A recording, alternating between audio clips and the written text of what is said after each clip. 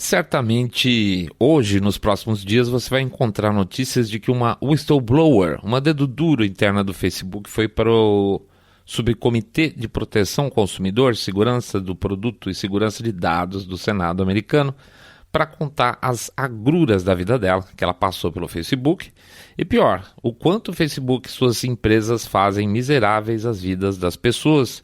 E aí bobear, você vai até ficar animado, poxa, até que enfim, alguém vai queimar o filme do tio Mark, né? Demorou.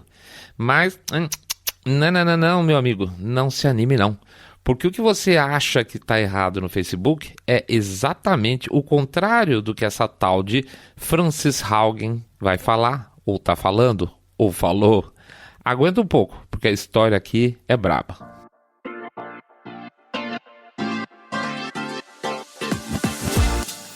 Saindo da bolha. Menos notícia, mais informação para você. Excesso de liberdade de expressão. Whistleblower do Facebook entra em ação. Fala pessoal, tudo belezinha? Bem-vindos ao Saindo da Bolha, esse é o nosso episódio 83 e hoje nós não vamos falar mal do Facebook porque ele esconde a gente. É incrível, né? Hoje vai parecer até que a gente está defendendo o Facebook, o que também não é o caso, tá? E então, antes desse apocalipse digital, antes que isso caia sobre as nossas cabeças, deixa eu correr aqui então com o nosso jabá. Para quem não conhece a gente ainda ou está conhecendo pela primeira vez, a gente pede sempre para entrar no site www.saindabolha.com.br e clicar no botão Follow this podcast ou seguir a gente no Spotify, Podcast Addict, Google Podcasts, Apple Podcasts, tá? Pede também para seguir a gente lá no YouTube, nosso canal do Saindo da Bolha, ou Saindo da Bolha, obviamente. Clica lá no sininho, pede para ser notificado, para seguir aquela coisa toda. E também pede para fazer um share aí do episódio nas redes sociais, né? Vai ser complicado, falando sobre esse Facebook especificamente. E também para fazer o famoso boca a boca sarado, contando para os seus amigos que vocês têm aí um colega que está sempre batendo papo com vocês, seu Saindo da Bolha, que tem um podcast cabeça direita limpinho, supimpa, que detesta o politicamente correto. Muito. E finalmente a gente passa também nos nossos jabás sempre no nosso endereço do Telegram. Anota aí, por favor. bit.ly com y/Telegram bolha, bit.ly com y/Telegram bolha. É isso aí, jabá rapidinho, vamos pra frente, gente, vida que segue. Pois é, pessoal, a tal da Frances Haugen é uma engenheira do Facebook e, segundo ela própria, ela só aceitou trabalhar lá na empresa se ela pudesse combater a desinformação. Olha que alma caridosa. Deixa eu fazer um puxadinho aqui, repare a arrogância da mídia tradicional, tá? Se ela foi parar no 60 Minutes, para onde, por sinal, ela deu a entrevista, que é um dos programas mais tradicionais da TV americana, e eu já assisti muito 60 Minutes no passado, quando ele ainda era podre como é hoje, é porque daqui em diante, ela, tendo passado lá, ganhou a chancela de que tudo que ela falar vai ser verdade, entendeu?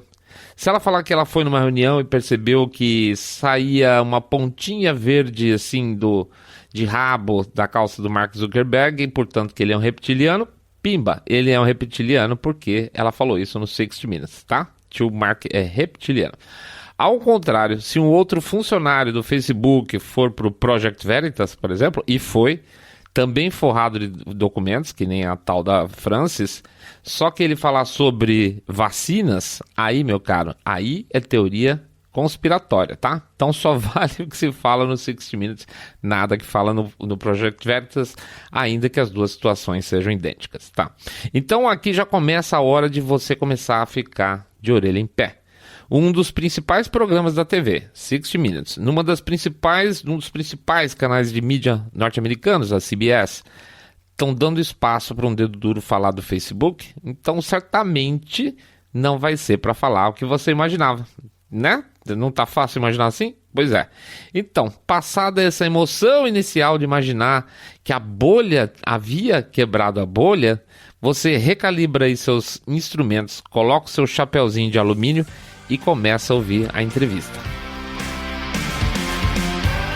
Mídia tradicional versus plataformas sociais. Vamos deixar bem claro aqui desde o princípio. As grandes empresas de mídia odeiam as plataformas sociais e as razões não são poucas. Primeiro porque elas roubam algo precioso deles, que é tempo. Quanto mais tempo você fica no seu celular fazendo swipe lá para cima e para baixo de um lado para o outro, menos tempo você tem para consumir TV. E quanto menos tempo você tem para consumir TV, menos tempo para consumir rádio, menos tempo para ler jornal, menos audiências esses caras têm e menos interessados em anunciar nos programas deles e aí, consequentemente, menos grana entra no caixa. Portanto, é sempre bom lembrar e racionalizar que a Globo, por exemplo, não só odeia um Alan dos Santos, por exemplo, por causa das questões ideológicas ou simplesmente por causa de poder que eles estão tendo que compartilhar com outro canal grande, por exemplo, no YouTube, que é o caso do Alan e tal, ou de um João Mijão que nem nós aqui do Saindo da Bolha, mas também pelo tempo de visualização na telona que faz com que os rendimentos dos caras despenquem. Mas note, tinha uma solução simples para isso. Era só parar de lacrar, derrubar o viés, fazer as coisas de interesse público geral e não da elite do Leblon, né? Mas eles simplesmente não conseguem porque vem aí aqueles sentimentos clássicos de superioridade de elite em que eu sei o que vocês precisam ver, fiquem quietos e ouçam o que eu tenho para falar. Como, por exemplo, pelo que disseram aí, a próxima novela da Globo vai ser em linguagem gender neutral, né? Sabe o que vai acontecer? Óbvio, eles vão perder mais audiência ainda. E aí, gente, eles vão culpar você que não quis assistir pelos fracassos deles. Azar, eu também não assisto e eu também nem ligo. Mas, muito bem, se as grandes redes e os grandes grupos de mídia detestam as grandes plataformas sociais e os grandes negócios digitais em geral, e, por exemplo, de novo, vamos usar um exemplo aqui, você acha que para a Globo o crescimento da Amazon é um negócio bom, um negócio tanto faz ou ruim? Ruim, claro, porque se uma Amazon da vida compete, ela destrói pequenos e médios negócios aos montes. São milhares de potenciais anunciantes que desaparecem, que vão para o espaço. Então, não é só os Facebooks da vida como plataforma digital que são ameaças para as grandes redes, tá? Imagina um mundo onde 40% das vendas no varejo sejam feitas por uma Big Tech como a Amazon, vai. Certamente as empresas de mídia vão perder um grande número de oportunidades vendendo espaço para diferentes plataformas de e-commerce concorrentes, certo? Pois é, gente. E isso é o que acontece hoje. Nos Estados Unidos, hoje, a Amazon é responsável por 40% das vendas ao varejo de todo o comércio eletrônico americano. Vocês acham que eles amam esses caras? Claro que não. Mas vamos em frente. Ainda assim, o que mais se nota é que as plataformas sociais tendem a ser obedientes à grande mídia. É muito engraçado essa obediência que eles têm. Vejam o YouTube, por exemplo.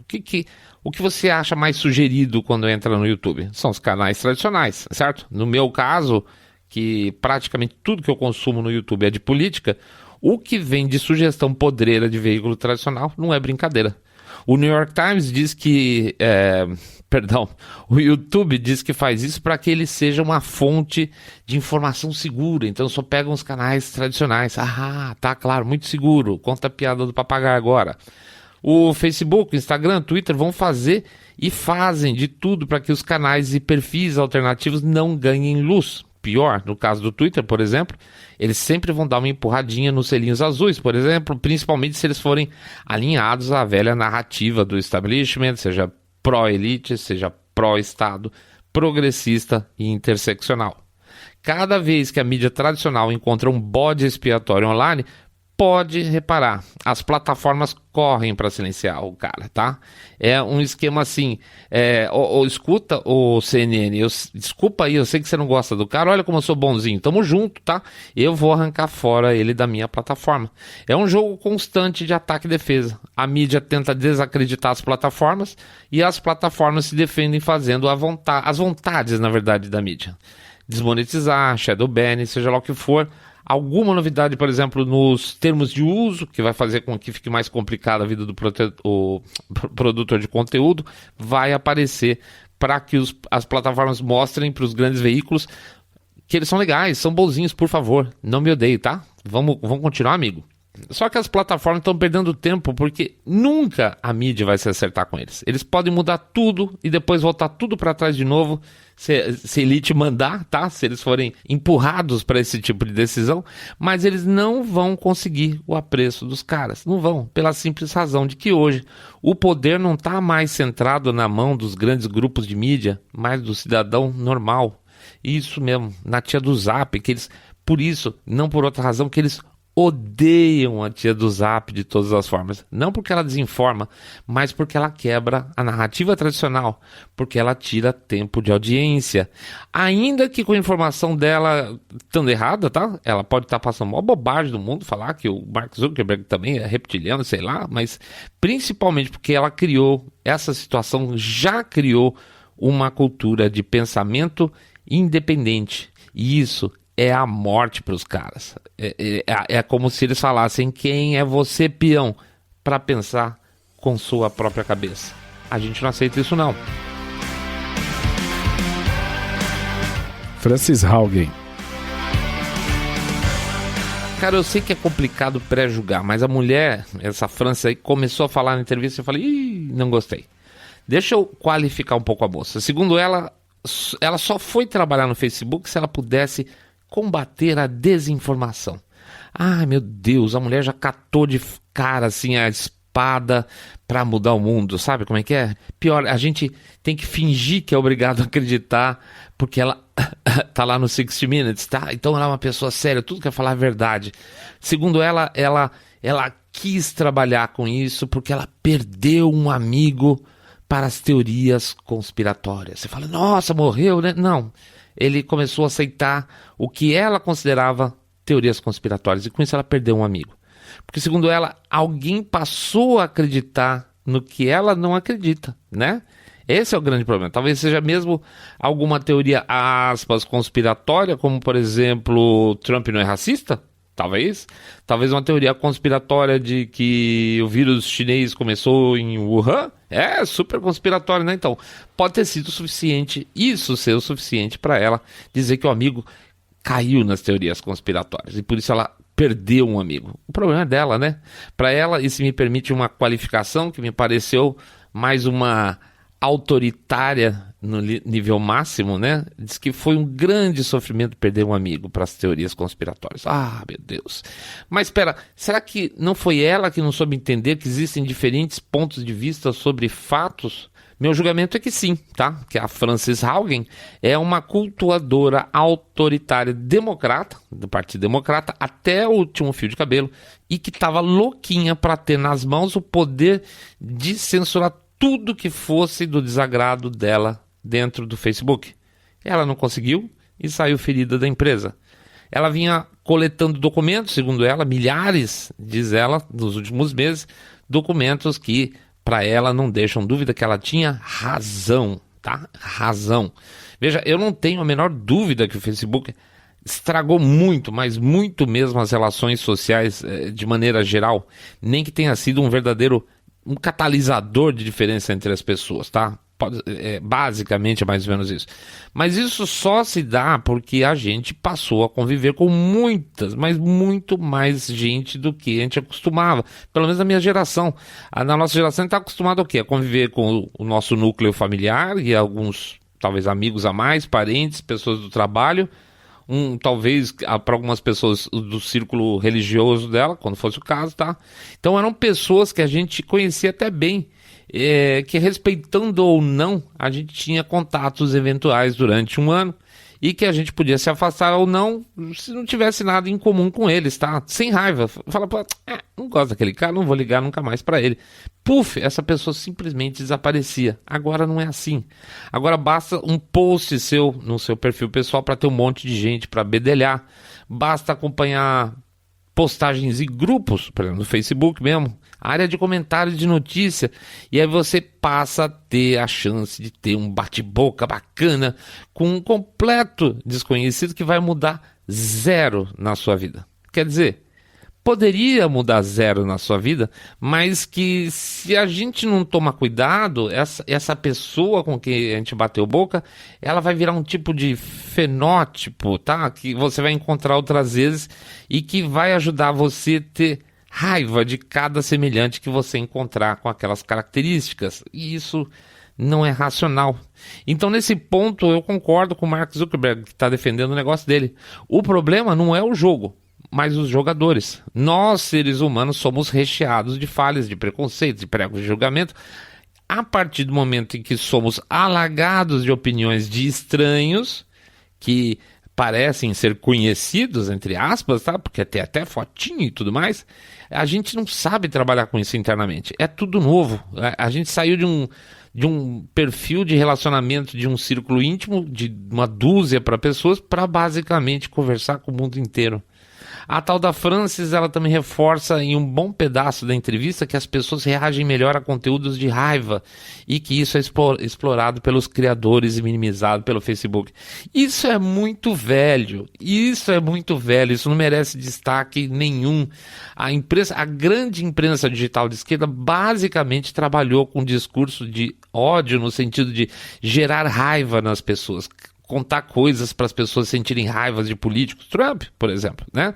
Ela fez isso para ganhar dinheiro por anos, e essa mulher vem agora falar que ela está revelando o interior do Facebook. Que bobagem. E outra, gente, News Flash, essa história é a história da mídia de uma maneira geral. Jornais e TV sempre buscaram notícias negativas para vender mais. Há muito tempo que é sabido que as grandes publicações americanas, via de regra, são pró-guerra, porque guerra vem de jornal. Ou seja, o modelo de negócio da CNN, que teve papel de espetacularizar a guerra do Iraque, por exemplo, está baseado nesse perfil de ódio, de ficar com raiva, de você ter um inimigo, que era o Saddam Hussein, e da exposição da violência, que era a exposição dos corpos lá, que ficavam se distribuindo ao longo das estradas iraquianas, conforme o exército americano avançava. Não existe nada de novo nisso, absolutamente nada. E aí, por exemplo, pega o caso ainda da CNN, ela vendia horas e horas de transmissão com momentos de emoção, conforme os caixões americanos iam voltando enrolados na bandeira do país. Tudo isso é grana. É extremamente hipócrita a posição do entrevistador dessa mulher, nesse ponto exatamente, quando aponta a culpa do Facebook por faturar com ódio, sendo que essa é a semente do faturamento dos grandes grupos de mídia desde sempre. Pense então, por exemplo, nas destruições causadas pelo Black Lives Matter, como serviu de catalisador de ódio, que pode ser transferido para uma figura mais odiada pela imprensa americana, que era o Donald Trump. Trump, que aliás não fazia nenhuma questão de esconder o desprezo dele pelos meios de comunicação, com toda razão.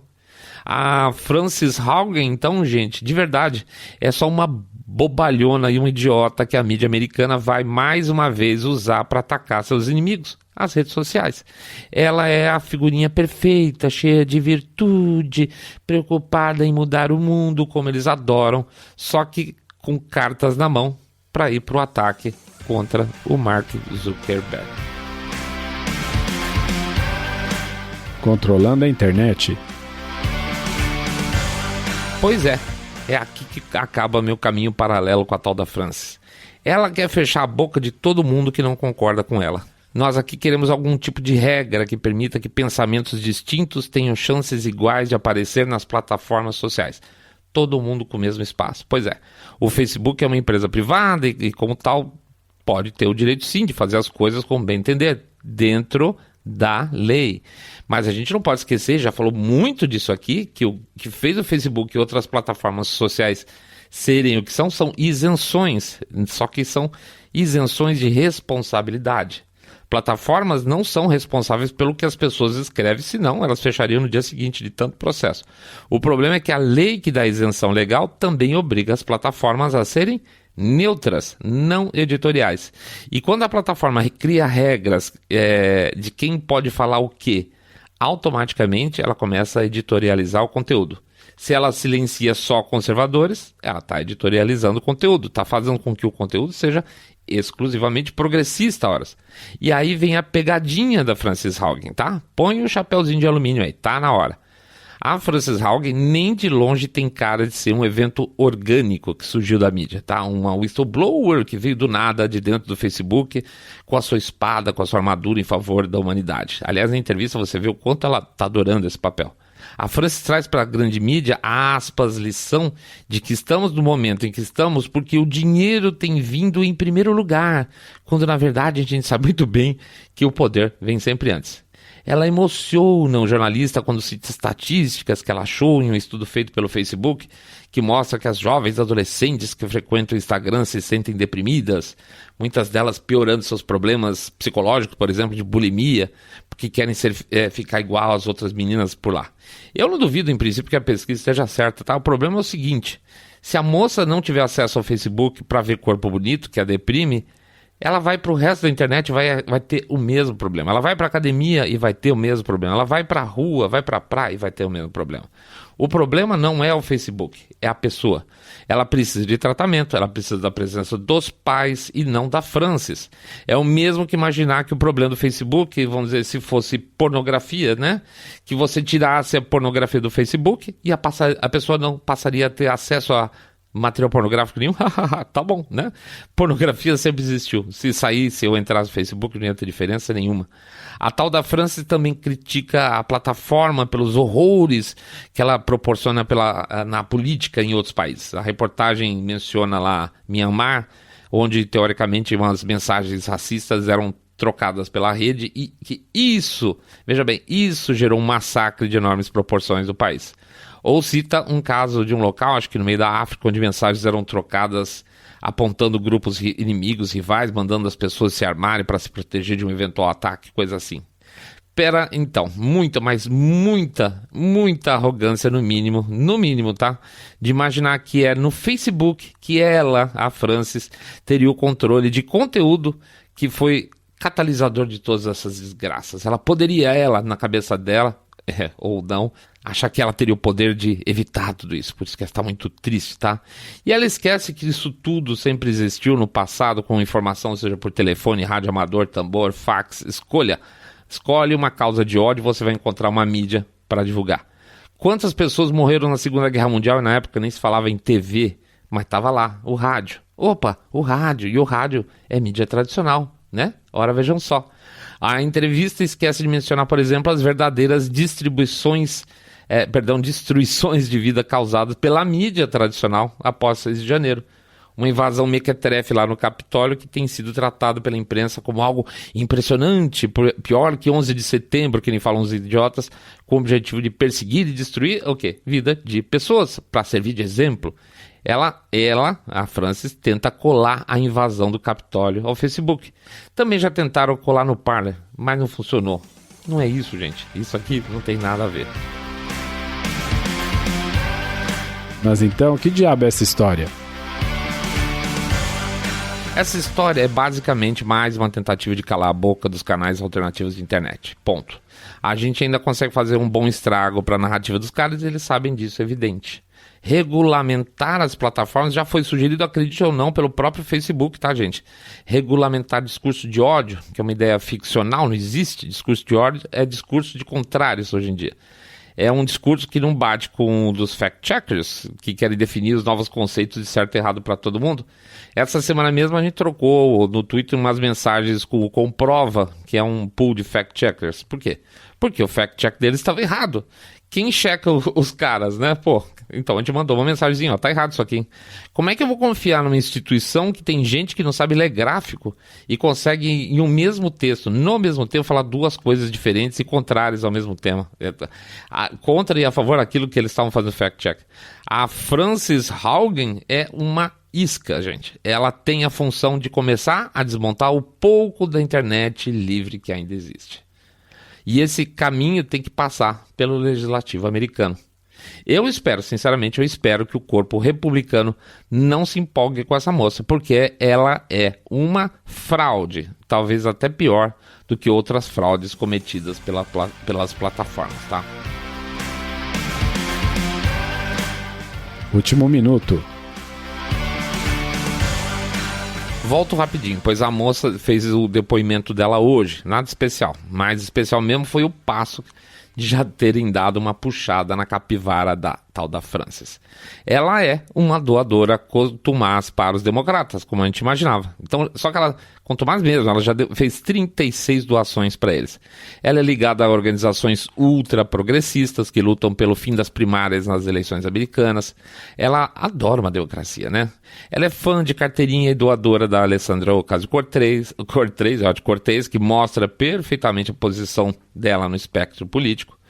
Os advogados que representam o tal da França agora são do grupo Whistleblower Aid, que coincidentemente são os advogados que representaram um whistleblower no caso da Ucrânia para criminalizar quem? O Trump e levar ele ao impeachment. Deve ser coincidência, né? Total. E eu fecho aqui com mais alguns achados de coincidência, né? Encontrados pelo Daily Wire. Eu vou botar aspas aqui porque eu vou citar diretamente eles. Aspas. Frances colecionou cuidadosamente documentos internos do Facebook e forneceu para o Wall Street Journal, trabalhando com Zaid, que é do Whistleblower Aid, lá, o aparato legal dela, e seus parceiros jurídicos, John Tai, que por sinal é um ex-funcionário do Departamento de Estado da época do Obama, e um outro chamado Andrew Bacage, que trabalhou para senadores democratas, incluindo Chuck Schumer, aquele péssimo.